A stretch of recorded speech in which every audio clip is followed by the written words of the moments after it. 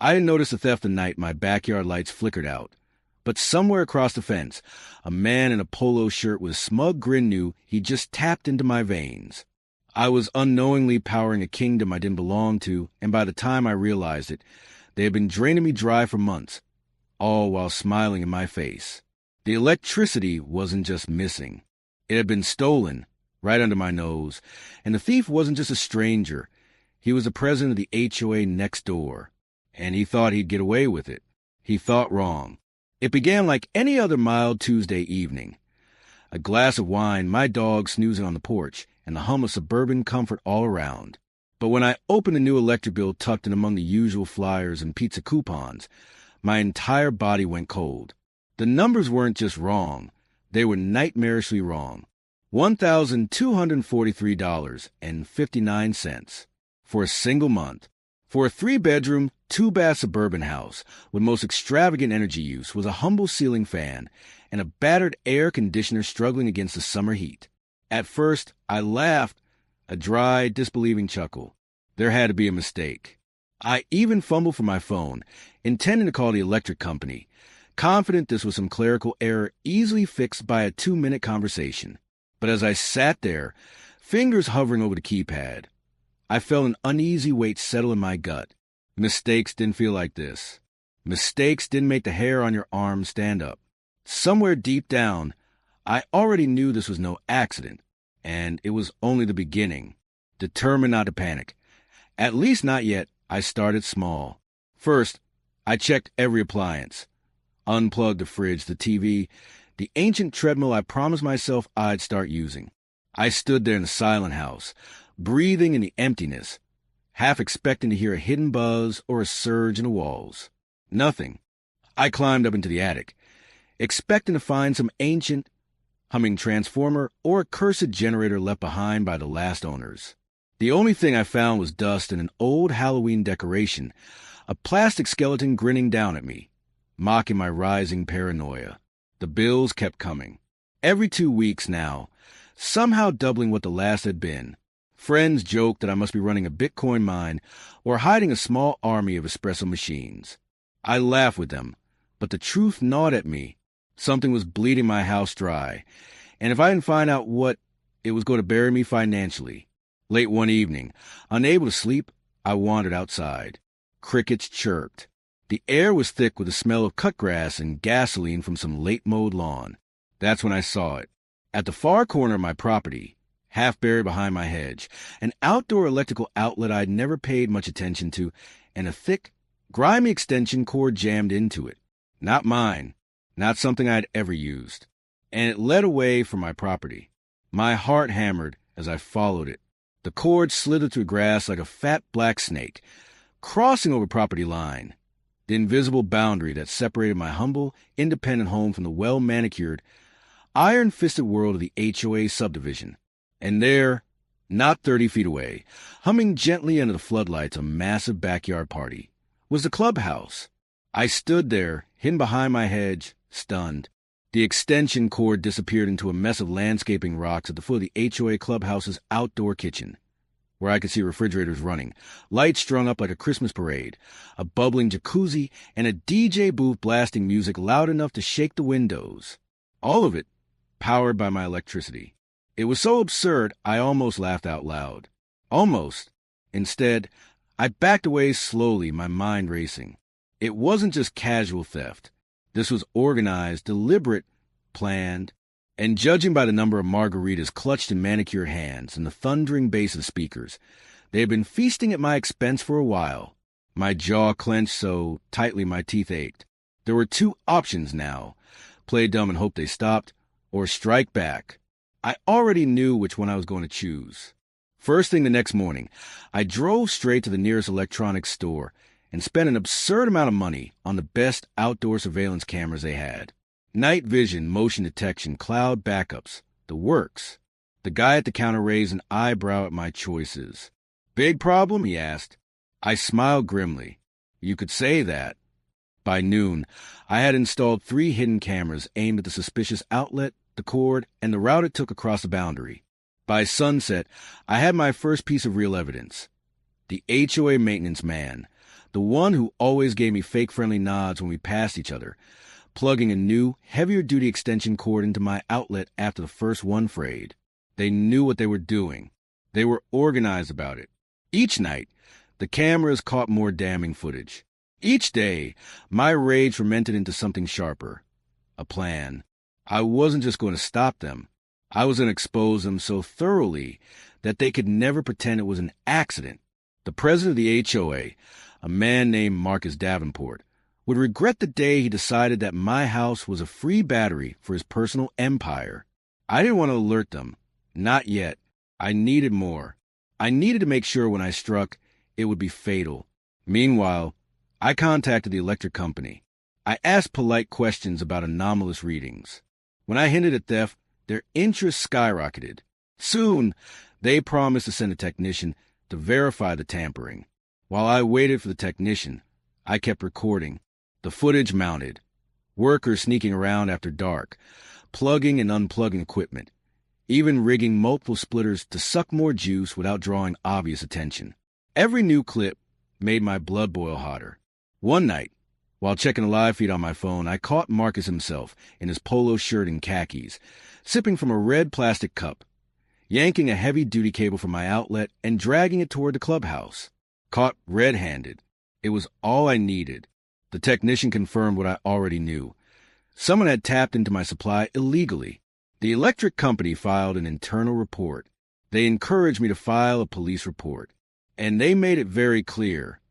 Electricity theft was a felony.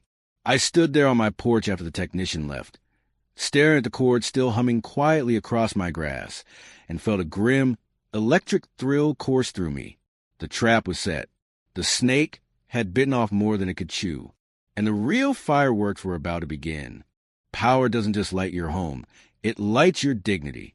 And mine was being siphoned off night after night, fueling someone else's parties, someone else's life, someone else's empire. But not anymore. The cameras were up, the evidence was mounting, and the thief, the man who had shaken my hand at HOA meetings and smiled through his teeth, didn't know he was starring in a documentary about his own downfall. I wasn't just going to catch him. I was going to burn his kingdom to the ground, and I had just struck the match. The footage was crystal clear.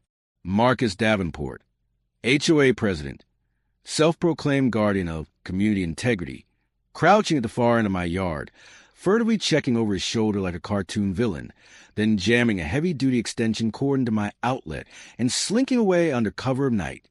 And he wasn't alone. 3 of his cronies, men I vaguely recognized from HOA newsletters, names listed under Events Committee, were helping him, laughing, hauling cords, stringing up equipment for another massive backyard bash.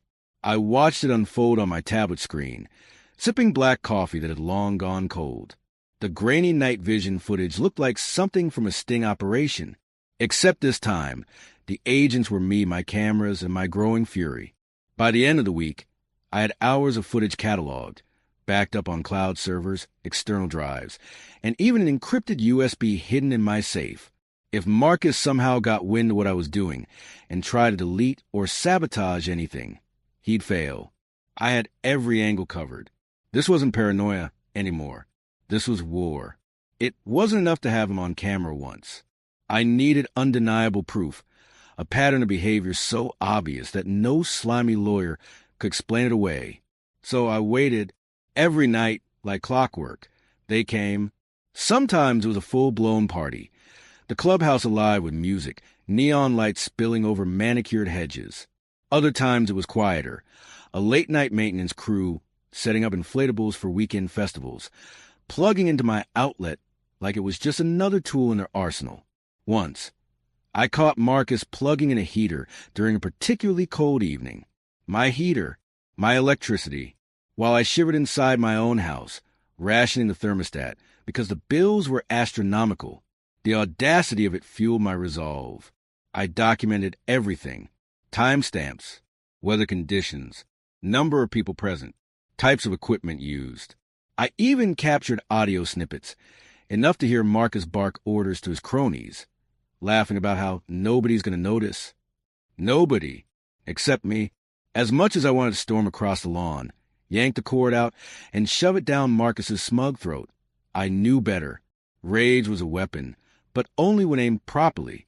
So I booked an appointment with a lawyer, a bulldog named Carol Jensen, who specialized in property disputes and homeowner litigation. She listened silently as I laid everything out, the bills, the footage, the timeline. When I finished, she leaned back in her chair, steepling her fingers under her chin. "You're sitting on a gold mine," she said, tapping one manicured nail against her desk. "Electricity theft's not just a civil issue. It's a criminal one. That's grand theft by utility tampering.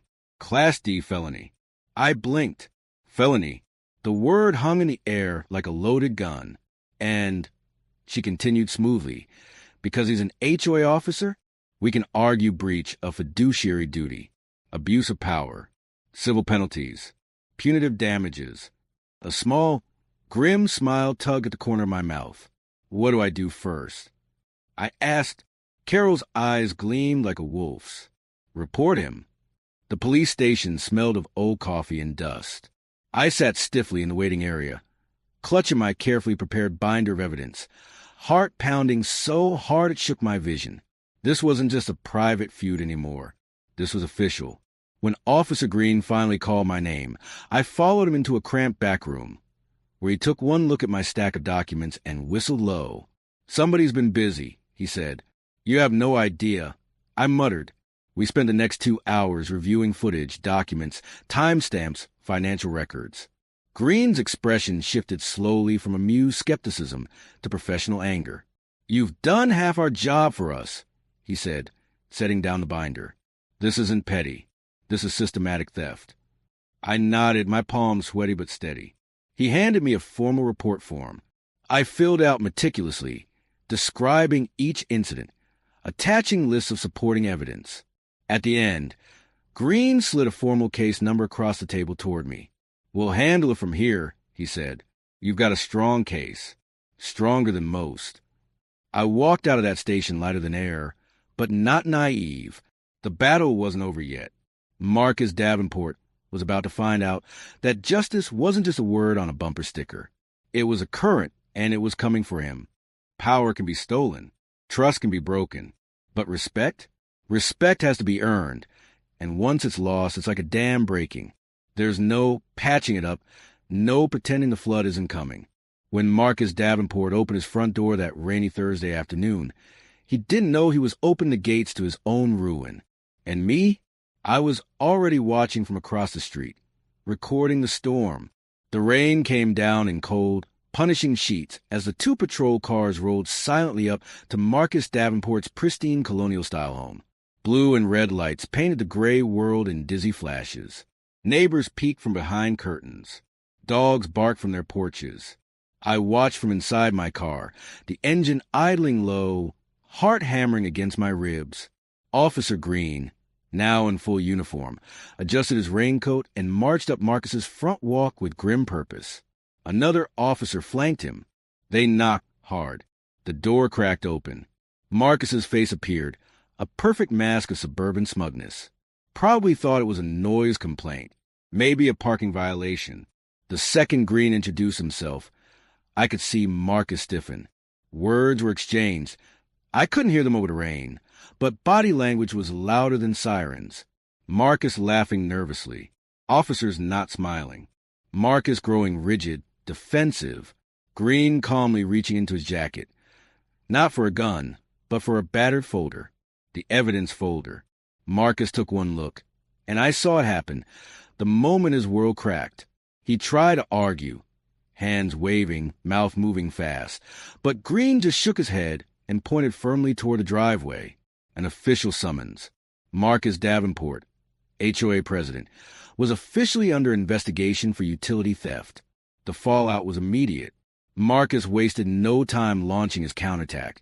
Desperate emails blasted at HOA members, claiming it was all a misunderstanding, a personal vendetta. He insisted that he had permission, that it was a clerical error, that he had no idea where the cords were plugged in. But lies rot faster in the open air, and the storm had already peeled the roof off his empire. Word spread like wildfire. Did you hear what happened to Marcus? Stealing electricity? Are you kidding? How long has this been going on? It didn't help that clips of the footage, the clearest, most damning segments, somehow found their way onto the neighborhood Facebook group. Mysteriously, I plead the fifth. One clip in particular went viral. Marcus fumbling in the dark, muttering to his cronies, "Just plug it in, they won't notice." Looped, captioned, memed. Hashtag Marcus Power Trip became a joke overnight. The man who built his reputation on accountability was now the poster boy for hypocrisy, and the worst was yet to come. The Whisper Network became a roar. Residents who had once fawned over Marcus's landscaping initiatives, his charity cook-offs, his endless policy memos, now remembered other things: the mysterious extra fees, the fines issued without warning, the selective enforcement of rules. Stories began piling up like storm debris.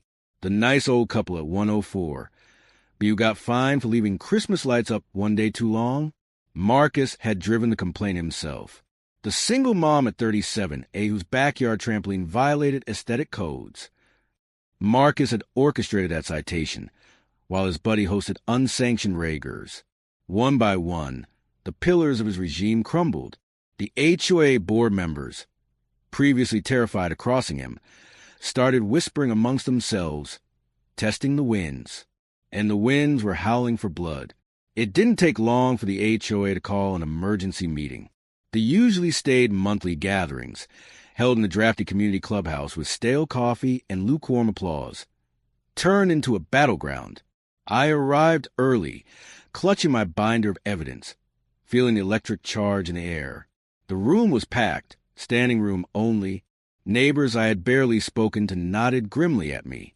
Others whispered behind their hands, pointing toward Marcus, who sat hunched at the head table, gray-faced and sweating. The board chair, a once docile man named Leonard Ellis, banged his gavel. This meeting is now an emergency session regarding charges brought against President Davenport. Murmurs swelled like surf against cliffs. Marcus stood to speak. He had no choice. He stammered through a defense full of holes. He didn't know about the unauthorized usage. He trusted others to manage logistics. He deeply regretted any misunderstanding. Each lie hung in the air like a bad smell. When the time for public comments came, hands shot up like arrows.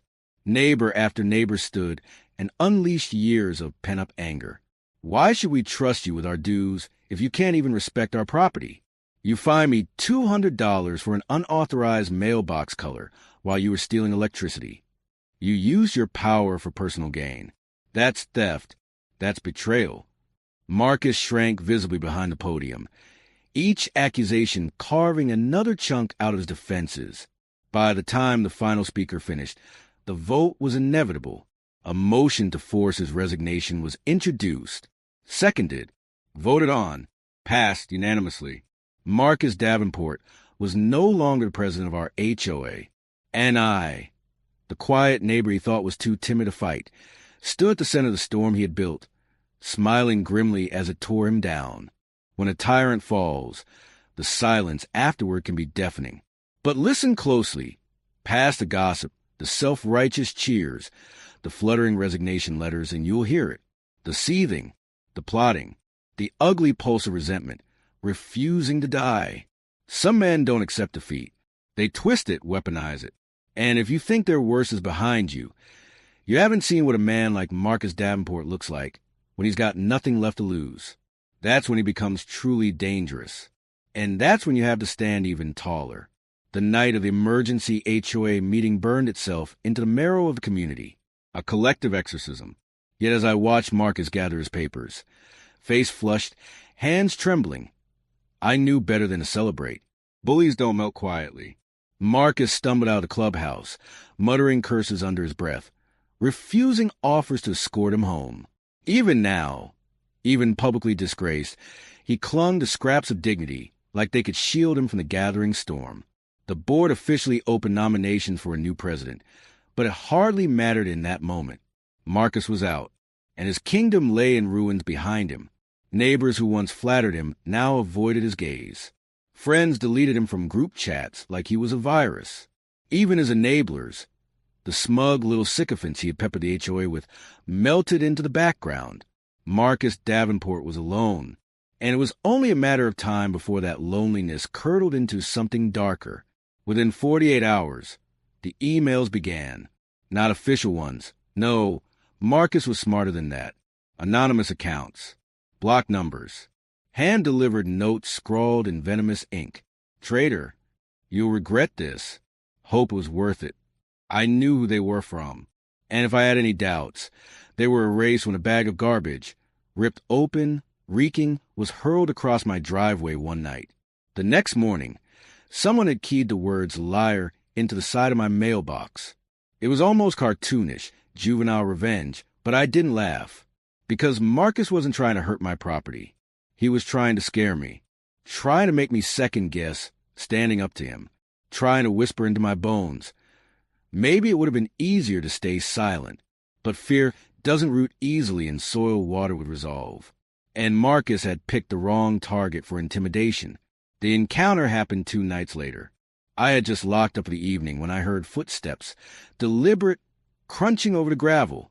Marcus, standing at the edge of my driveway, bathed in the sickly yellow glow of the streetlight, his hands shoved deep into the pockets of his ratty jacket.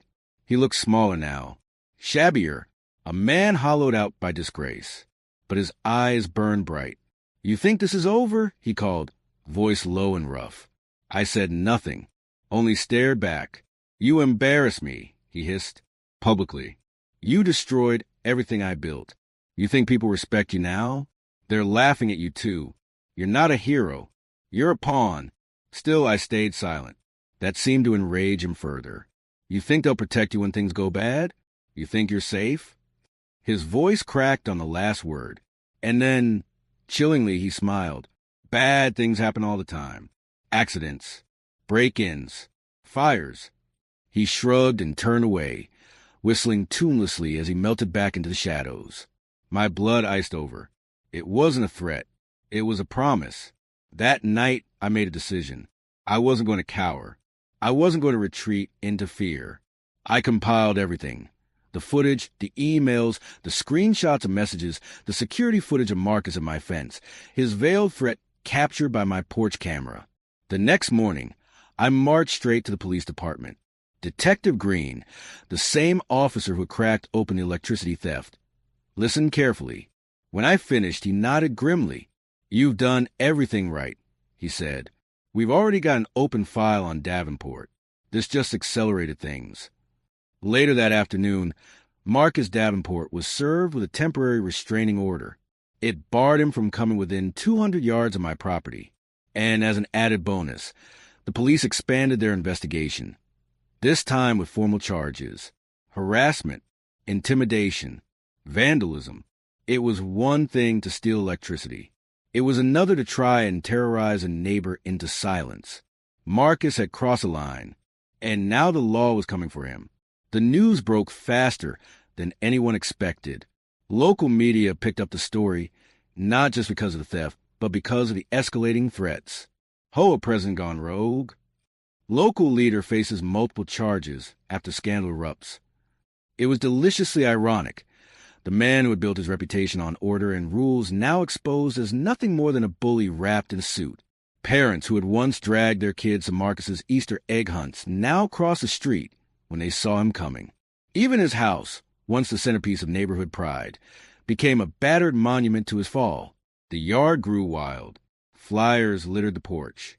Newspapers stacked up uncollected. Eventually, a for sale sign appeared, hastily erected, slumping in the dirt. Marcus was leaving, not with a bang, not with a fight, with a slow, pathetic whimper. Exactly the end he deserved. The neighborhood healed slowly. At the next HOA meeting, a new president was elected. A woman named Clara Martinez, a retired teacher with sharp mind and a genuine smile. Her first official act? Repeal the unnecessary fees. Audit the HOA budget. Host a barbecue where everyone was invited. I stood in the center of that gathering weeks later, paper plates sagging under ribs and potato salad, watching kids dart through sprinklers and neighbors laugh without the heavy cloud of politics hanging overhead. It wasn't perfect. It never would be, but it was ours. Built not on fear, but on community. I reflected on everything it had taken to get here.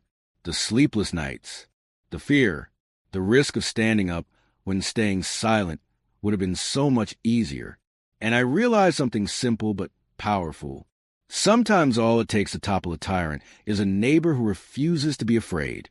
Sometimes it's not about grand heroics. It's about stubborn, relentless decency. Marcus had underestimated that. He thought power was louder than principle. But he forgot. Principles don't shout. They endure. And when the dust finally settles, it's principle, not power, that still stands tall under the open sky. When tyrants fall, they leave a vacuum behind, a hollow space heavy with the ghosts of fear they once commanded. The true test isn't surviving them. It's what you build after. Because even after the bully is gone, his shadows linger, whispering doubts, sowing fear. Will you crumble? Will you fight each other? Or will you finally remember what it means to be neighbors? This was our choice now. This was our reckoning. Marcus's departure wasn't sudden. It was slow, embarrassing. The for sale sign tilted in the wind for weeks, battered by spring storms. At first, there were no takers. Word had spread, not just locally, but to neighboring communities, about the scandal. Who wanted to buy the home of the most notorious HOA president in county history? But eventually, practicality outweighed gossip. A quiet family, newcomers to town, placed an offer. We watched from behind curtains and porch swings as a battered U-Haul pulled into Marcus's driveway one overcast morning. There was no fanfare, no goodbyes. Marcus shuffled back and forth from the house to the truck, throwing boxes haphazardly, not even bothering to label them. His shoulders were hunched, face gaunt, a man diminished beyond recognition. No neighbors came to help. No one brought lemonade or farewell cookies. He left the same way he had ruled, selfishly, bitterly, alone. When the U-Haul finally disappeared down Willow Lane, the air in the neighborhood shifted. Lighter, freer. It was over. Truly, finally over. Clara Martinez wasn't a miracle worker. She didn't promise sweeping changes overnight. Instead, she brought something far rarer. Transparency, patience, humanity. The first meeting she led felt different immediately. No angry speeches, no smug rule-thumping, no vague threats about compliance violations. Instead, she opened with a simple sentence. I'm not here to control you. I'm here to serve you. The room, packed to walls, burst into spontaneous applause. Over the next few months, real change began. The HOA books were audited. Turns out Marcus had been skimming money for years. A secondary investigation opened. Outrageous fines were reversed. One elderly couple even had their late fees forgiven completely. Committees were formed, real ones, where every homeowner had a voice. Bylaws were rewritten to protect, not punish. The most stunning change wasn't the rules. It was in the faces. People smiled again. They spoke freely without fear of retaliation. Front yards blossomed. Barbecues multiplied. Kids played in the street until the porch lights blinked on. The neighborhood was breathing again. Alive. Summer rolled into fall. And with it, our community stitched itself back together. It was small things at first. A neighbor baking extra cookies and leaving them on every doorstep. An impromptu block party with folding tables sagging under casseroles and homemade lemonade. A book exchange sprouting up in an old repainted cabinet at the corner of Willow and Maple. For the first time in years, people weren't just coexisting. They were connecting. Marcus had ruled through fear and division. Without him, something magical happened. We remembered that we belonged to each other. I found myself invited to more backyard dinners in 3 months than I had in the previous 3 years. I met neighbors I had only waved at before, heard their stories, shared mine. One night, watching fireflies spark across the darkening lawns, I realized something so simple, yet so profound. Communities aren't built through rules. They're built through kindness, through messy potlucks, shared tools, borrowed eggs, and last-minute favors. We had lost that under Marcus's rule. Now, we were finding it again, and it was beautiful. It would have been easy to dismiss everything that happened as a horrible chapter, better forgotten. But that would have been a mistake. Surviving Marcus had changed me. Standing up, even when it was terrifying, had forged something stronger in my bones. I had learned that courage isn't loud. That principle often costs something. That silence protects only the oppressor, never the oppressed. That bullies don't just back down. They have to be stood up to. And perhaps most importantly, I learned that real leadership, real community, doesn't come from a title. It comes from neighbors quietly looking out for each other. It comes from the small daily acts of decency that weave the fragile, powerful fabric of a shared life. Marcus had underestimated us. He thought we were weak because we were kind. He thought he could divide us because we cared too much. But kindness isn't weakness. Kindness is resilience sharpened into a blade. And together, we had carved our future out of the wreckage he left behind. One evening, months after Marcus left, I stood in my backyard watching the stars blink to life. The summer air was thick with honeysuckle and laughter. From over the fence came the sound of children giggling, of a guitar strumming, of a neighbor's dog barking joyfully at fireflies. I leaned back in my chair, drink in hand, and felt a peace deeper than any I had known before. Across the fence, Mr. and Mrs. Hastings, the couple Marcus had climbed mercilessly over their fence height, waved warmly at me. I waved back. No words needed. The moment said it all. We had endured. We had rebuilt. We had reclaimed what was ours, not just the physical space, but the spirit of it. Under that wide, forgiving sky, I finally, truly let go of the anger, the fear, the battles. They were part of the story, but they didn't define the ending. This laughter, this light, this unbroken sky above a mended neighborhood. This was the ending, and it was worth every scar. You think the story ends when the villain disappears, but the real final chapter? It's the reckoning. It's when truth walks into the bright, unforgiving light. It's when the people he hurt stand tall, unshaking, their voices like arrows, each one striking true. It's when the lies collapse, not in whispers, but in roars.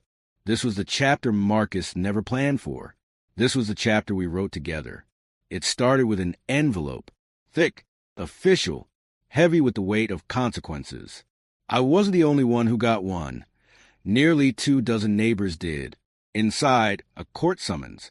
Marcus was being formally charged with multiple counts, including theft of services, electricity, siphoning wasn't just shady, it was illegal, financial misconduct, misuse of HOA funds, harassment and retaliation over his abusive fines and enforcement practices. For the first time, Marcus wasn't the one in power. He was a defendant. The courthouse sat on the edge of town, a squat beige building baking under the merciless sun. On the day of the hearing, we arrived early. The courtroom filled slowly, a sea of familiar faces, neighbors, victims, witnesses. When Marcus entered, flanked by 2 stern lawyers, there was a collective intake of breath. Gone was the smug arrogance. He looked smaller, deflated. His suit hung loose, his hands shook. The gavel fell with a sharp crack, and the proceedings began. Testifying wasn't easy. I stood at the front of the courtroom, heart hammering like a trapped bird. The prosecutor's questions came steadily. Describe the theft of your electricity. Explain the harassment you endured. How did Marcus's leadership impact your life? I told the truth, clear, unflinching, and as I spoke, I saw others nodding. We were no longer isolated victims. We were a united chorus. One by one, my neighbors stood, Mrs. Hastings, voice quivering but determined, describing the outrageous fines over her backyard roses. Jack Harris, a father of 3, explaining how Marcus threatened to have his truck towed for minor parking violations after Jack refused to support him. Even shy Mrs. Langley, whose mailbox Marcus vandalized, stood and testified. Each voice wove into the tapestry of truth. Each story nailed another board into Marcus's collapsing platform. By the end of the day, the judge's frown was a thundercloud. The courtroom buzzed with restless, electric energy. Justice was no longer a dream. It was galloping toward us. The verdict came swiftly. Guilty on all counts. Marcus was fined heavily, forced to pay restitution, and sentenced to probation with strict conditions. He would never hold a position of authority in any HOA again, but the real punishment wasn't on paper. It was in reputation. The newspaper ran the headline in bold type: HOA president found guilty of theft misconduct. Neighbors from every corner of town whispered his name, not in fear, but in derision. The job offers dried up. His social circle evaporated. His own family moved out of town, unable to bear the humiliation. I saw Marcus once more months later at the grocery store. He looked like a man underwater, slow, weary, gasping. He saw me, froze, then dropped his basket and fled out the automatic doors. I didn't feel triumph.